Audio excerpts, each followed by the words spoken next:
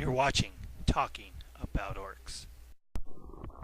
In this episode of Talking About Orks, we're going to be going over the Deffkopta. The Deffkopta is an orc jet bike with 2 wounds, but otherwise has the stats of a boy. So it's weapon skill 4, strength 3, and so on and so on. And being a bike, they have the toughness 4, parenthesis 5, just like all other bikes, the +1 toughness. That does not count for instant death. Deffkoptas are a lot of fun to play. They may not always be the best choice, but they can fill a role in your army. They are jet bikes, so that means they can move over terrain and everything else. And they have a couple special rules that are really cool. The main one, of course, is they have the scout special rule, which gives you a lot of flexibility in what they do. And in fact, I think Deffkoptas are probably one of the most flexible units in the Ork codex as far as what you want to use them for. Using the scout rule, you can deploy them and then make a scout move. Being bikes, they can turbo boost on their scout move, so you can get right up into your opponent even before the game starts. And if you're going first, barring the seize the initiative, you have a pretty good chance of taking out a tank or some other high priority target with the Deffkoptas, or at least tying it up right away, which is great, because if you can keep a whirlwind from shooting at you for 1 turn, pretty much a Deffkopta's paid for itself.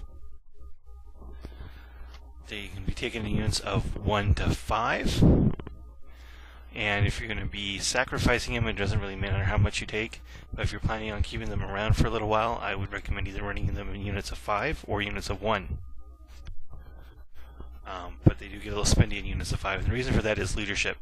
If you have a unit of 2, 3, or 4, they only have to lose 1 model to force a leadership check, and of course they have the standard orc leadership of 7 with no access to a reroll through boss poll. But if you have 5 models, you actually have to lose 2 before you have to roll that leadership check. So that's something to keep in mind when creating your Deffkopta units. Now you can equip them with twin link big shooters, twin link rockets, or you can put a custom mega blaster on there. But if you do, that's a really bad idea. There's absolutely no reason to run a single shot strength 8 AP2 when you have a twin link strength 8 AP3. Against tanks, it's exactly the same, and there's much better ways to deal with 2+ armor infantry than wasting a Deffkopta custom mega blaster shot at it, which probably isn't going to hit anyway. And they have a couple options. You can give them a buzzsaw, which is basically a power claw. And you can see I have a dreadnought buzzsaw just kind of glued to the bottom of mine here. And you can also give them a big bomb, which is literally a bomb. You fly over something and you drop a large blast template on it. I've never actually tried using the big bomb before, but it could be a lot of fun to turbo boost over something as a scout move, dropping the or even before, actually you probably can't do it as a scout move, but turbo boosting over something and then dropping the big bomb on your way. And because of these options, you can actually mix up the war gear a lot, and if you have a unit of 5, you can actually get each one unique for wound allocation, which will help keep them around a little bit longer. And of course, with the other way you can use them, which is the way I almost always use them when I take them, is that because of the scout rule, you can outflank. And with the rockets, or even the big shooter and buzzsaw, you have a pretty good chance of taking out a tank when they come in from the table edge. I pretty much only ran mine with the big shooters and the buzzsaw. I rarely took them with rockets and then I just ran 1, 2 for the single purpose of outflanking, tying up a unit, killing a tank, something like that. Even with the power claw, unfortunately, they are only strength 7 on the charge.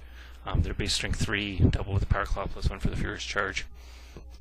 Gives them a strength 7, so they're not going to be that effective. But if the thing isn't moving, if the thing's mobilized or didn't move because it's shooting, at least they can always hit, so you have a good chance of hitting rear armor 10 if the vehicle did not move. They also have the hit and run universal special rule, but you have to make an initiative test to use it, and since they have initiative 2, I don't even know why they bothered. I mean, there's no reason to give them hit and run with an initiative of 2. It's just silly.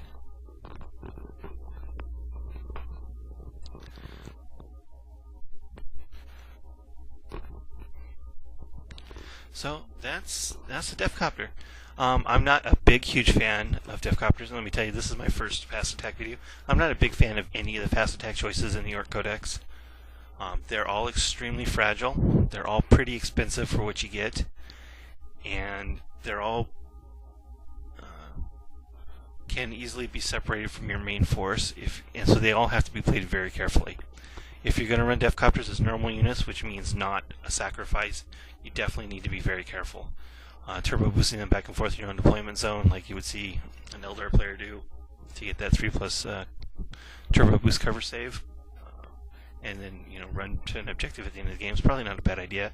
Now that reminds me of this very important point: the Deffkopters do not get the exhaust cloud special rule like normal Ork bikers. They do not have a built-in 4+ cover save like the regular bikes.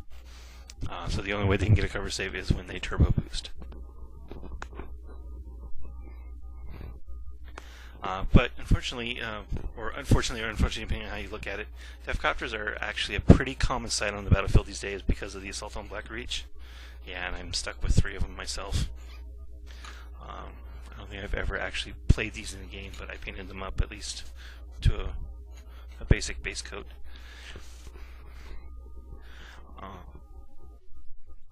And I'm sure if you play Orks, you probably have 3 of them lying around. So give them a try. I mean, it can't hurt to try them, play test them, see if you like them. I don't think they're optimal, but they are, without a doubt, one of the most flexible, tactically, units in their codex. And you can use them in a variety of ways for a variety of roles, which is something that most of the other units just don't have, because most of the other units are pretty basic, run forward and punch people in the face kind of units, while Deffkopters are a lot more subtle, a lot more tactical. Give them a try. You may like them. Yeah, I find them average. Thanks for watching.